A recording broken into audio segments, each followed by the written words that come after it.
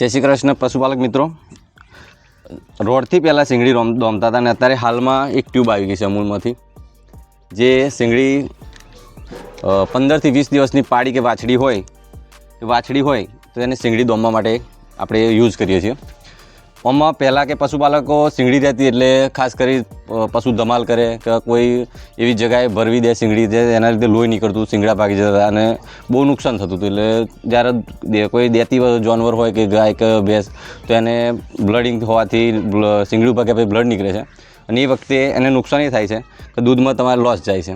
અને અત્યારે 15 થી 20 દિવસનું જ્યારે બચ્ચું હોય ત્યારે તમે શીંગડી કાઢી નાખો છો ત્યારે 99% શીંગડી તો નીકળી જ જાય છે અને એને એ બધા નુકસાનથી બચાવી શકે। અને શીંગડી હોવાથી એકબીજા જાનવર એકબીજાને મારે છે અને શીંગડી કાઢવા માટે પહેલાં તો એને વાળ ચારે બાજુ કાપી નાખવા। 15 થી 20 દિવસનું બચ્ચું હોવું જોઈએ અને વાળ કાપ્યા પછી ટ્યુબને એકવાર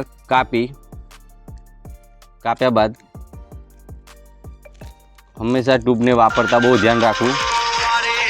ધ્યાન રાખવું જેથી કરી બચ્ચાને આંખના ભાગે ના લાગી જાય કે બીજા કોઈ એક્સ્ટ્રા કોઈ જગ્યા પર ના લાગી જાય। અને ઓગરે હંમેશા ગ્લોવ્સ પહેરવાનો રાખવો કે આ ટ્યુબ ઘાતક હોય છે જે આપણી ઓગરીને નુકસાન કરે છે।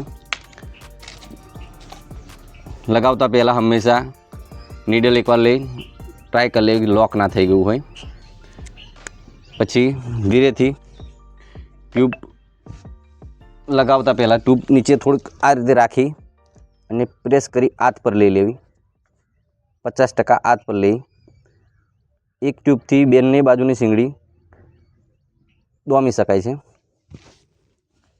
આ રીતે પશુને જે શીંગડીના સેન્ટરના ભાગે લગાવી ગોળ રાઉન્ડ કરી દેવું, એક્સ્ટ્રા કોઈ જગ્યા પર ના લાગે તેની ખાસ ધ્યાન રાખવું જેથી કરી જે ભાગે ટ્યુબ લાગશે તેટલી જગ્યા શીંગડીના ભાગની ચામડી બળી જશે।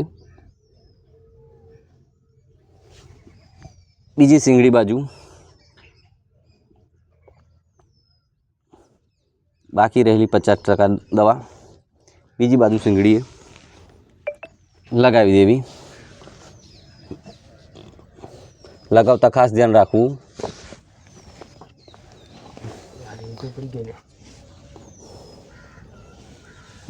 ટ્યુબ બીજે કોઈ એક્સ્ટ્રા જગ્યા પર લાગે નહીં। લગાવ્યા પછી જાનવરને થોડીક પીડા થાય છે એટલે ધમાલ કરે છે એટલે એને કમ્પ્લીટ બાંધવી।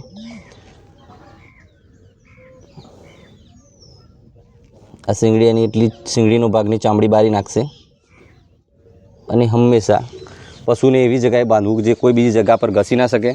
અને પગના ભાગે કોઈ એક્સ્ટ્રા દોરી લઈ ગ્લોવ્સ કાઢી નાખો, એક્સ્ટ્રા દોરી લઈ આ રીતે પગના ભાગે બાંધી દેવી।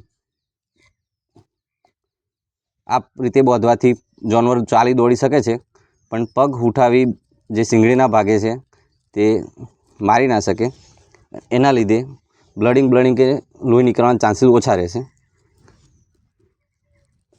આ રીતે બાંધી 4 થી 5 ઓગરની વચ્ચે જગ્યા રાખવી જે પગ એના ઉઠાવીને શીંગડી ના મારી શકે। ખાસ ધ્યાન રાખવું કોઈ એવી જગ્યા પર બાંધવી નહીં જે જગ્યા પર એ શીંગડીમાં વગાડી શકે। Thank you.